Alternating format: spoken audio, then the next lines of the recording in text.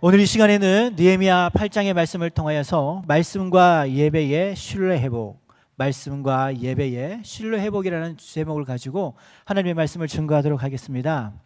요즘 우리가 살아가고 있는 이 시대 속에서 많은 분들이 신앙생활을 하고 있습니다. 교회를 다니고 있습니다.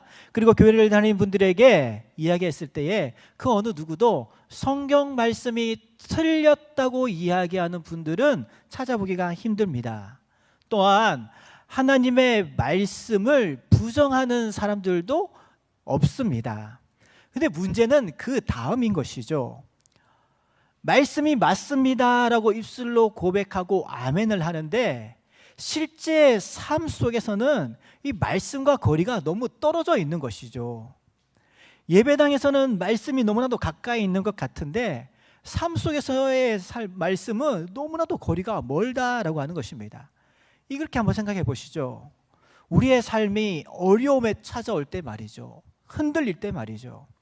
갑작스러운 문제, 예상하지 못했던 갈등, 불안한 선택의 순간이 오면은 우리는 자연스럽게 핸드폰부터 엽니다. 검색창에 질문을 입력하고 누가 나에게 도움을 줄 수 있을까? 사람의 전화번호를 찾고 또 어떤 분들은 어떤 것이 나에게 수지타산이 맞을까? 계산기를 두드리고 있습니다. 그런데 이도 해보고 저도 해보고 했을 때에 안 되면은 그 모든 과정이 끝난 뒤에야 아무런 대답이 없다 보니 그제서야 하나님을 떠올리는 것이죠. 제가 20대 때 충격을 받았던 시가 한 편 있습니다. 제목은 하나님은 3등입니다 라고 하는 제목의 시인데요, 이렇게 시작합니다.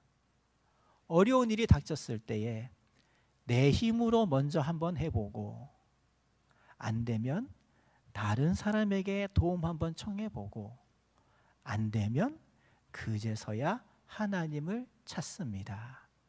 하나님은 언제나 3등입니다. 이렇게 시작하는 건데요. 근데 마지막에 가면 어떻게 되는지 아십니까? 그런데 말이죠, 하나님에게는 언제나 저희가 1등입니다. 우리를 사랑하시기 때문에 안정적이고 화려한 저 천국 보좌 버리시고 보잘것없고 낮고 낮은 이 땅에 먼저 내려오셨기 때문인 것이죠.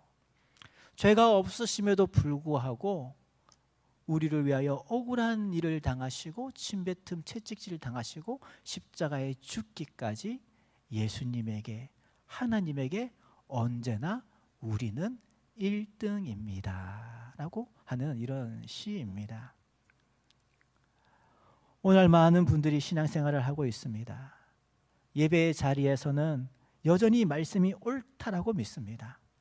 하지만 삶의 결정적인 기준이 말씀이 되지 않고 때로 어떤 분들에게는 말씀은 그저 하나의 참고 자료처럼 옆으로 밀려나버린 그러한 상태에서 살아가고 있는 것이죠.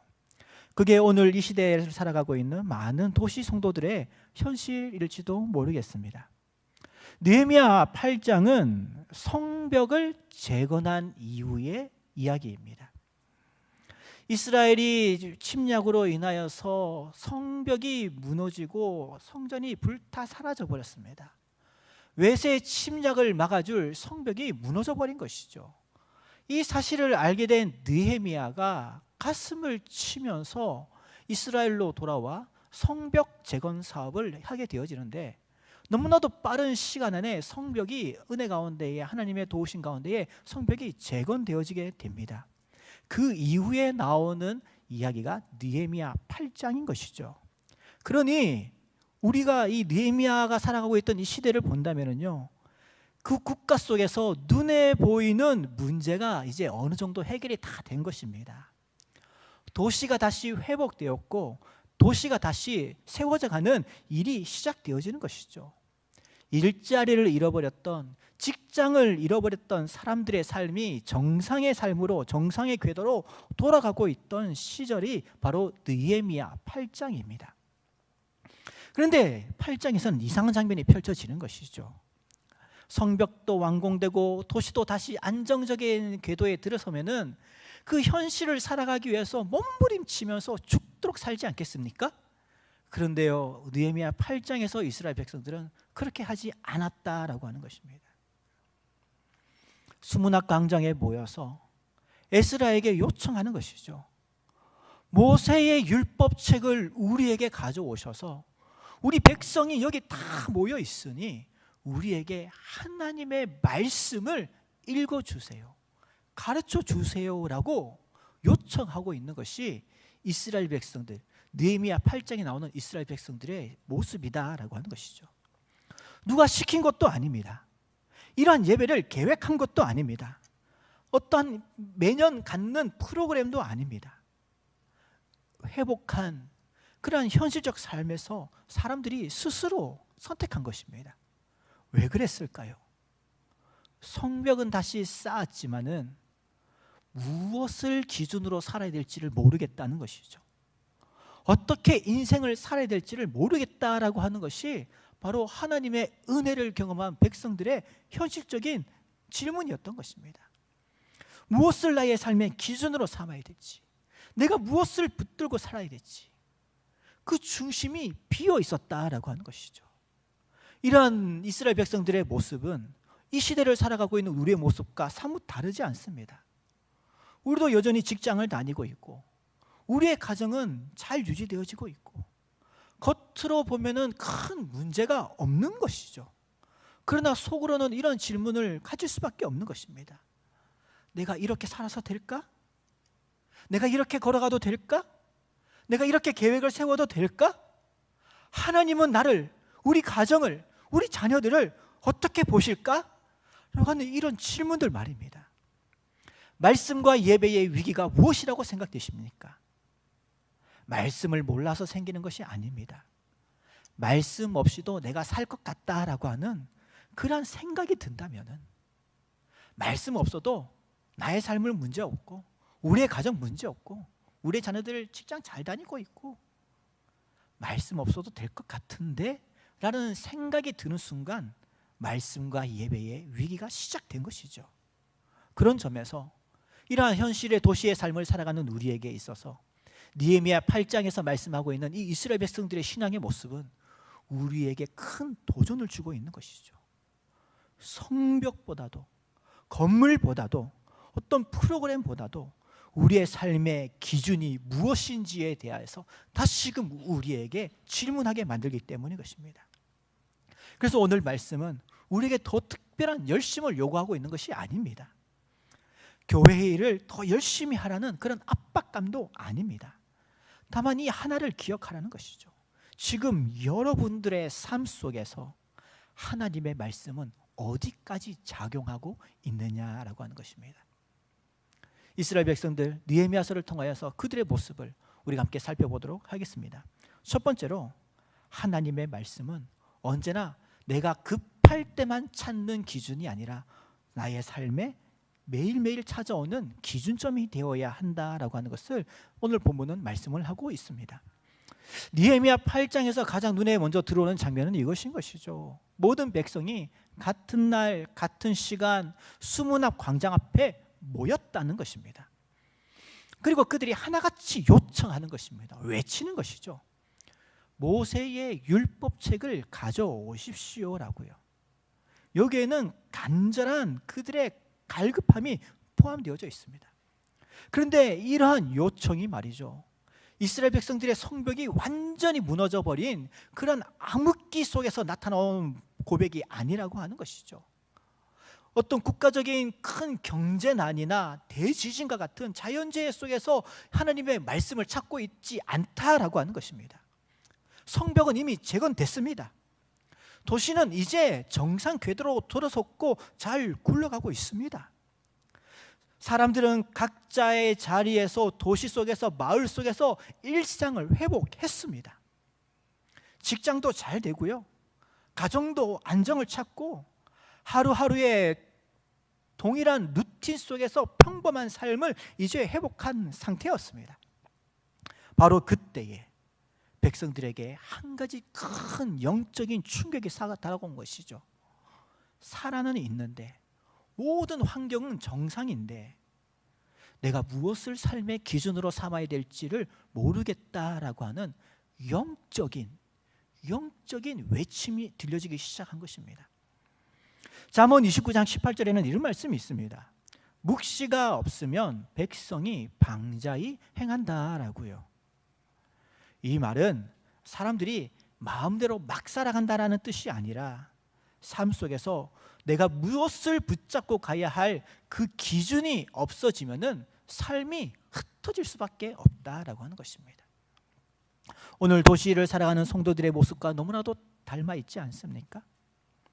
대부분의 성도님들은 신앙을 포기하지 않고 잘 신앙생활하고 있습니다. 교회도 잘 다닙니다. 예배도 잘 드립니다. 그 누구도 스스로 나는 불신앙인이다 라고 얘기하지 않습니다. 그런데 우리의 삶을 조금 더 깊이 들어가 보자는 것이죠. 나의 삶의 결정적 순간이 오게 될 때에 지금 이 상황에서 내가 무엇을 선택해야 나의 삶에 큰 무리가 없을까? 지금 내가 어떤 결정을 해야 나의 삶의 안전이 덜 흔들릴까? 이 질문 자체는 잘못된 질문이 아닙니다. 정상적인 질문입니다. 이런 질문을 우리는 해야 됩니다. 위기 속에서 말이죠. 그런데 이 질문을 하게 될 때에 말씀이 등장하느냐라고 하는 것이죠. 시편 119편 105절 말씀에 주의 말씀은 내 발의 등이요 내 길의 빛이다 라고 말씀을 하고 있습니다. 등불이 이렇게 있으면은요, 이 자그마한 등불이 얼마나 비추겠습니까? 기껏해야 우리의 몇 걸음 앞까지만 비출 수 있는 것이 등불이 가지고 있는 이 빛의 밝기 아닙니까? 주의 말씀은 내 발의 등이요 내 길의 빛이라 라고 하는 말씀도 그런 것입니다. 하나님의 말씀이 우리 가운데 임할 때에 일반적으로는요, 우리의 삶에 멀리 있는 결말까지 한 번에 보여주는 말씀이 아닙니다. 지금 우리가 내디뎌야 할 그 한 걸음 앞을 분명히 보여주는 것이 말씀이 가지고 있는 능력인 것이죠. 말씀은 인생 전체를 한 번에 설명해 주기보다는 지금 이 선택이 맞는지 틀렸는지를 판단할 수 있도록 도와주는 귀한 장치인 것입니다. 느헤미야 8장의 백성들은 말씀이 급해질 때까지 기다리고 찾아온 것이 아닙니다. 문제가 터진 다음에 찾아온 것도 아닙니다. 이러한 태도를 예수님께서는 이렇게 말씀하셨죠. 마태복음 4장 4절에 사람이 떡으로만 살 것이 아니요 하나님의 입으로부터 나오는 모든 말씀으로 살 것이니라 라고 말씀하셨습니다. 말씀은 우리가 큰 어려운 위기 때에만 찾는 그러한 비상식량이 아닙니다. 이스라엘 백성들이 광야길을 걸어갈 때에 하나님께서 매일 아침마다 만나와 메추라기의 그 은혜를 내려주셨듯이 말씀은요, 하루하루를 버티며 살아갈 수 있도록 우리에게 필요한 아주 기본적인 필수적인 기본 조건이라고 하는 뜻이 바로 주의 말씀은 내 발의 등이요 내 길의 빛이니라. 사람이 떡으로만 살 것이 아니라 하나님의 입으로 나오는 말씀으로 살 것이니라. 느헤미야 8장에 나오는 이스라엘 백성들은 이 비밀을 발견한 것이죠. 그래서 백성들은 말합니다. 우리에게 어떤 위로, 인간적인 기분을 좋게 해줄 수 있는 위로를 달라고 얘기하고 있지도 않습니다. 자신들의 기분을 좀 낫게 해줄 수 있는 어떤 약들을 달라고 하는 것도 아닙니다. 그들이 간절히 요청한 것은 오직 하나님의 말씀이었다라고 하는 것이죠. 이 장면에서 중요한 것은 우리가 성경을 얼마나 오래 읽었느냐가 아닙니다. 성경을 우리가 얼마나 많이 알고 있느냐가 아닙니다. 문제는 나의 삶 가운데 결정적인 순간순간마다 우리가 하루에도 얼마나 많은 선택의 순간이 다가옵니까? 그때마다 과연 성경은 몇 번째로 등장하느냐, 이 질문인 것이죠. 야고보서 1장 22절에 너희는 말씀을 행하는 자가 되고 너희는 말씀을 행하는 자가 되고 듣기만 하여 자신을 속이는 자가 되지 말라라고 우리에게 경고하고 있습니다. 말씀을 듣고도 그 선택의 자리에서 반영하지 않는 상태는 그것을 성경은 우리에게 자기를 속이는 것이라고 말씀하고 있는 것이죠. 말씀을 기준으로 세운다는 것은 성경 지식이 많다는 것이 아닙니다. 성경 말씀을 얼마나 많이 암송하느냐도 아니고 교회 일을 얼마나 또 많이 하고 있느냐도 아닙니다. 나의 삶의 자리에서, 선택의 자리에서 하나님 보시기에 이 결정이 맞을까 한 번 더 묻고 기도하는 것이죠. 하나님의 말씀에 뭐라고 하였더라 하면서 한 번 더 하나님의 말씀을 찾는 것이죠. 그것이 바로 말씀을 신뢰하는 태도다라고 하는 것입니다. 그래서 느헤미야 8장의 이스라엘 백성들은 말씀을 더 듣기 전에 자신들이 성벽을 쌓으면서 부짐없이 끊임없이 바쁘게 살았던 그 삶 속에서 옆으로 제쳐두었던 그 말씀들을 이제는 자신들의 삶의 한 가장자리로 옮겨놓기를 원하는 그러한 영적 대각성 운동과 같은 큰 결단이었다라고 하는 것이죠. 사랑하는 성도님 여러분, 우리의 삶도 그렇습니다. 너무 바쁩니다. 너무나도 바쁩니다. 살아가기도 바쁘고 미래를 계획하기도 바쁘고 가정에서 돌아와도 바쁘고 어느 한순간도 우리를 가만히 내버려 두지 않습니다. 그러다 보면은 우리도 자연스럽게 말씀을 옆으로 밀어버리고 그저 바쁘게 쫓아다니다 보면은 어느 순간 말씀이 우리의 삶 가운데서 사라져버릴 수밖에 없는 것이죠. 그러나 그러한 삶을 살아가는 우리의 모습들이 있다면은 이제는 느헤미야의 말씀을 통한 이스라엘 백성들의 모습을 우리에게 반면교사 삼아서 멀리 가 있던 옆으로 제쳐두었던 먼지가 사복히 쌓여있는 그 성경책의 먼지를 이제는 털어버리고 그 말씀을 나의 삶 한가운데로 가져오실 수 있기를 주님의 이름으로 축복합니다.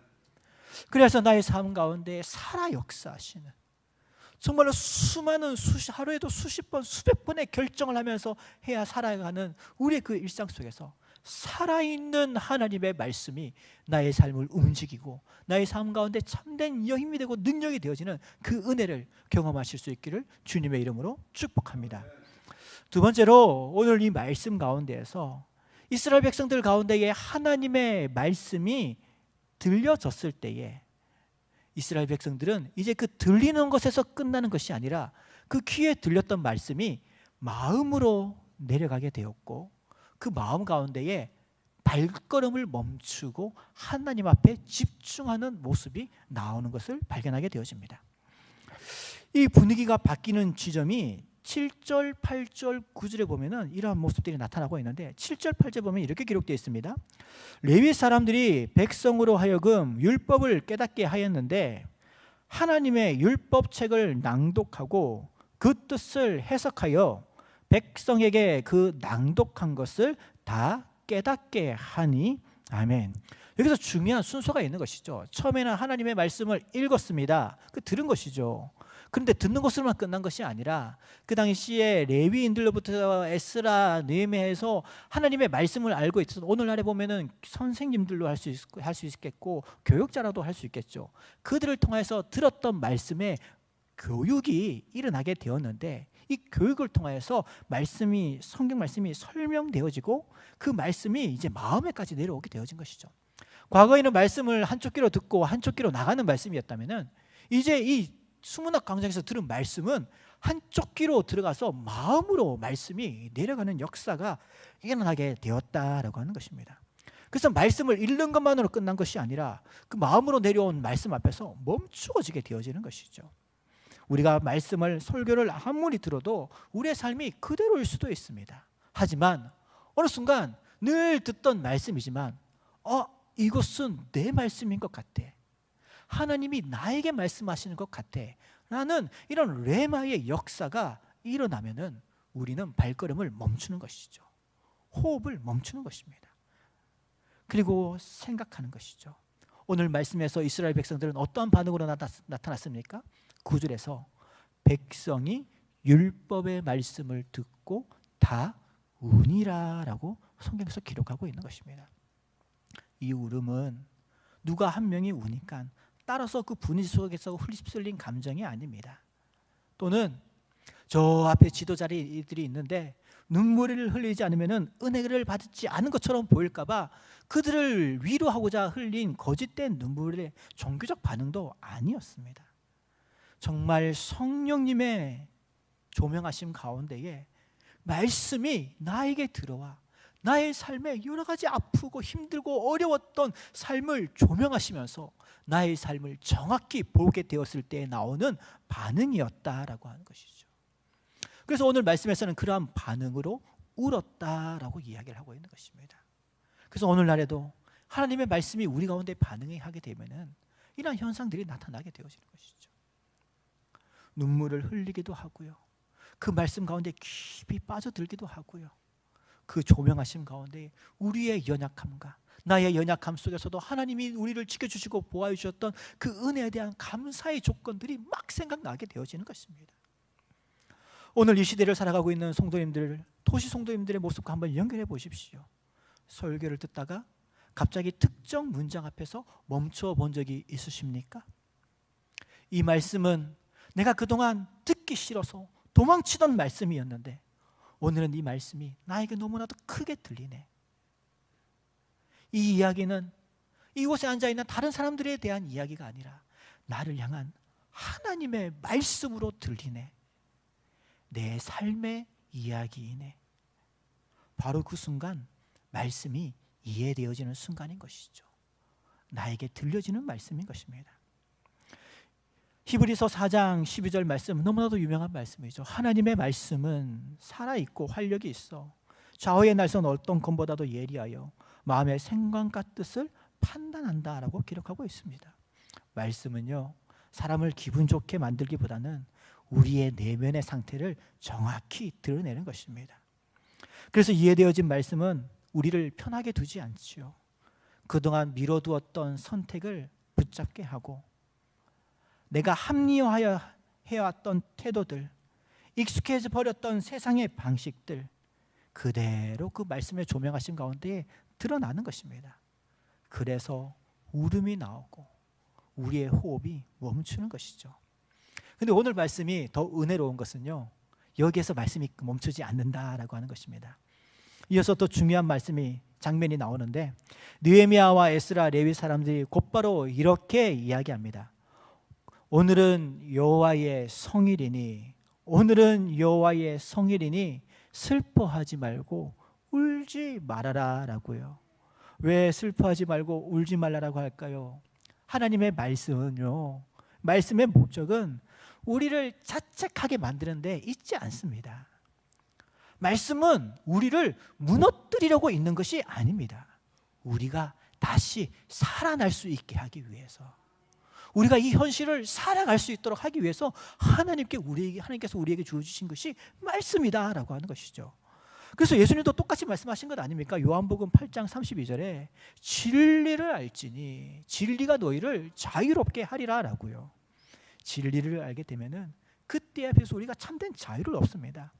하나님의 말씀과 그 진리를 모를 때는 그저 우리가 합리화하면서 나의 생각과 나의 주장으로 살아가지만 이제 그 말씀이 내 삶 가운데 역사하게 되어지면 더 이상 과거처럼 살아갈 수가 없는 것입니다. 그래서 느헤미야 8장에서의 울음은 끝이 아니라 전환점이다라고도 할 수 있는 것이죠. 삶을 그대로 끌어가고 있던 나의 합리화된 삶이 이제는 멈추고 말씀 앞에 멈추고 성령의 조명하신 가운데 나를 돌아보게 되어지는 것이죠. 말씀을 이해하지 못했다면 여전히 세상에서 바쁘게 살아갈 수 있습니다. 하지만 이제 이 말씀이 나에게 들리는 순간 우리는 그 바쁜 발걸음을 멈추고 나의 방향을 점검할 수 있게 되어지는 것이죠. 도시를 회복하고 가정을 회복하고 직장을 회복한 느헤미야 8장의 이스라엘 백성들은 이러한 자리에 서기를 갈급했다라고 하는 것입니다. 그리고 그러한 그들의 삶과 그들의 요청 가운데에 하나님께서는 놀라운 은혜를 내려주셨다는 것이죠. 그러므로 사랑하는 우리 비전 항성교회 성도님 여러분, 우리의 삶도 너무 바쁩니다. 시간이 부족합니다. 그러나 그러한 상황 속에서 우리도 더 이상 하나님의 말씀을 저 멀리 제쳐둔 가운데에 나 스스로 합리화된 삶을 살아가는 것이 아니라 이제는 그 말씀 가운데에 우리가 서서 말씀 앞에서 성령의 조명하심 가운데에서 하나님께서 기뻐하시는 것이 무엇인지를 묻는 가운데에 그 길을 걸어가시고 그 가운데 놀라운 하나님의 인도하심과 복된 은혜를 경험하시기를 주님의 이름으로 축복합니다. 세 번째로 오늘 말씀은 우리에게 하나님의 말씀은 우리의 걸음을 멈추는 것에서 끝나는 것이 아니라 또한 다시 움직일 수 있는 능력을 주신다라고 말씀을 하고 있습니다. 제가 계속 했던 말씀이죠. 말씀을 알아들었을 때 백성은 울었습니다. 그리고 자신의 삶을 다시 돌아보게 되었습니다. 그런데 성경은 여기서 멈추지 않고 오늘은 너희 하나님 여호와의 성일이니 슬퍼하지 말고 울지 말라라고 이야기를 하였습니다. 울지 말라라고 하는 것은 우리의 감정을 통제하려고 한 것이 아닙니다. 우리에게 울지 말라라고 하는 것은 우리에게 회개를 아주 가볍게 여기라라고 하는 그런 요청도 아닙니다.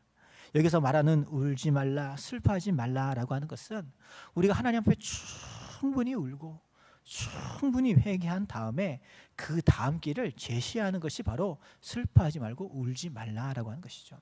그 자리에서 이스라엘 백성들은 통곡했습니다. 자신들의 연약함과 잘못을 가지고서 충분히 울었습니다. 그리고 그 지점에 이르렀을 때에 이제 이런 말씀을 한 것이죠. 여호와의 성결이니 슬퍼하지 말고 울지 말라. 말씀 앞에서 우리가 이제 멈췄고 하나님께서 이제 우리에게 어떻게 다시 살아가야 될지를 보여주셨으니 이제 그거면 됐다라고 하는 것입니다. 이제는 너희들의 삶의 자리로 이제는 돌아가면 된다라고 하는 것이죠. 그것이 바로 이어지는 말씀이 이것입니다. 가서 살찐 것을 먹고 단 것을 마시되 준비하지 못한 자에게는 나누어 주라. 우리의 일상이죠. 우리의 일상이 그렇지 않습니까? 맛있는 것을 먹고 살찐 것을 먹고 단 것을 마시는 일상으로 이제 돌아갑시다. 하나님의 은혜가 우리 가운데 임했고 우리의 모습들을 이제 다시 확인했다면은 하나님께서 나에게 주신 그 은혜를 가지고서 이제는 우리의 일상으로 돌아갑시다 라고 하는 그런 요청인 것이죠. 여기에는 어떤 추상적인 명령어가 없습니다. 그렇게 울고 있는 백성들에게 기도 시간을 더 늘리라고 채찍질하고 있지 않습니다. 앞으로 어떻게 살겠다라고 하는 다짐문을 쏘라는 그런 요청도 없습니다. 그죠? 가서 살찐 것을 먹고 단 것을 마시고 준비하지 못한 자들에게 이제는 나누어주며 살아가자라고 하는 일상으로 삶으로 이제는 주의 은혜를 가지고서 우리가 돌아갑시다라고 하는 이런 요청을 하고 있는 것이죠. 이 장면이 중요한 이유는 말씀은 우리들을 예배의 자리만 가둬두지 않는다라고 하는 것이죠. 말씀은 우리를 다시 일상으로 보내는 능력이 있는 것입니다. 하지만 예전과는 다르게 돌아가는 것이죠. 예전에는 나의 기준으로 살아왔다면은 이제는 말씀을 기준으로 주의 은혜로 먹고 마시고 나누는 삶을 살아가게 되어지는 것입니다. 그래서 느헤미야는 한 문장을 더 붙이는 것이죠. 여호와로 인하여 기뻐하는 것이 너희의 힘이니라. 여기서 말하는 기쁨은 우리에게 말씀이 기준이 되었을 때 생기는 안정감이 이제 생겼다라고 하는 것이죠. 무엇을 붙들고 살아가야 되는지 우리의 삶에 분명해졌다라고 하는 것입니다. 그래서 시편 19편 7절 말씀에 이렇게 얘기하는 것 아니겠습니까? 여호와의 율법은 완전하여 영혼을 소성시키며, 하나님의 말씀은 이렇게 우리의 영혼에서부터 시작하여서 새롭게 하시고 힘을 주시고 다시 생기의 은혜를 부어주셔서 우리의 일상이 회복되어질 수 있도록 은혜를 더하여 주시는 것이 바로 하나님의 말씀인 줄 믿습니다. 말씀은 사람들이 잠깐 들뜨게 하는 것이 아닙니다. 지쳐있는 우리를 움직이게 하는 능력이 있는 것이 하나님의 말씀인 것이죠. 그래서 사도 바울은 빌립보서 4장 4절에 주 안에서 항상 기뻐하라 라고 말씀하는 이유도 그것인 것이죠. 주 안에서, 말씀 안에서 우리가 참된 기쁨과 힘을 회복할 수 있음을 도전을 하고 있다는 것입니다. 그래서 느헤미야 8장의 이스라엘 백성들은 울음으로 끝나지 않았던 것이죠. 말씀 앞에서 멈추고 말씀의 방향을 다시 바로잡고 그 말씀의 기준을 삼고서 그들의 삶의 자리를 향해서 돌아갔다라고 하는 것입니다. 말씀은 우리를 주저앉히는 힘이 아닙니다. 우리를 다시 일으켜 세워서 다시 살아갈 수 있는 힘을 주시는 것이 하나님의 말씀의 능력인 줄 믿습니다. 말씀을 마무리하겠습니다. 오늘 우리는 느헤미야 8장의 중요한 장면을 돌아보았습니다. 백성들이 말씀을 자신들의 삶의 중간으로 가져왔습니다. 저 멀리 있던 말씀을, 먼지가 가득하게 묻어있던 그 성경의 먼지를 털어버리고 자신들의 삶의 한가운데로 말씀을 가지고 왔습니다. 그 결과가 어떻게 되었습니까? 말씀을 듣게 되었고 말씀을 이해하게 되었고 그 말씀 앞에서 자신들의 모습을 되돌아보게 되었고 그 은혜를 가지고 자신들의 일상을 향하여 돌아가게 된 것이죠. 이것이 바로 느헤미야 8장의 흐름입니다. 말씀은 우리를 한 자리에 묶어두지 않습니다. 눈물과 죄책감의 자리에 묶어두지 않습니다. 우리를 회복시키시고 다시 삶의 자리로 돌려보내는 것, 이것이 바로 말씀의 능력인 것입니다. 하지만 예전과는 다른 방식으로 우리가 가게 되어지는 것이죠. 이제는 상황이 기준이 되어지는 것이 아니고, 손해가 기준되는 것이 아니고, 편안함이 기준이 되는 것이 아니고, 말씀이 기준이 된 상태로 함께 먹고 마시고 나누는 하루를 살아갈 수 있는 변화된 삶으로 나아가는 것입니다. 그래서 느헤미야의 말씀이, 그의 외침이 우리에게 은혜가 되어지는 것이죠.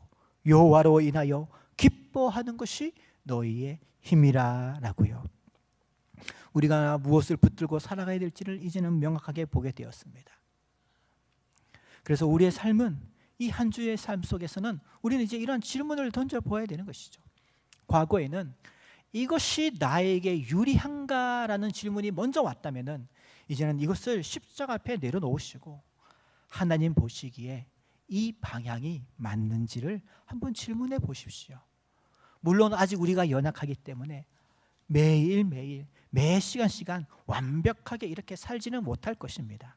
그러나 중요한 것은 우리가 지난주보다도 한 번이라도 더 이런 질문들을 할 수 있다면, 지난주보다도 한 번이라도 하나님의 말씀을 나의 삶의 중심으로 가져올 수만 있다면 그것으로 된 것입니다.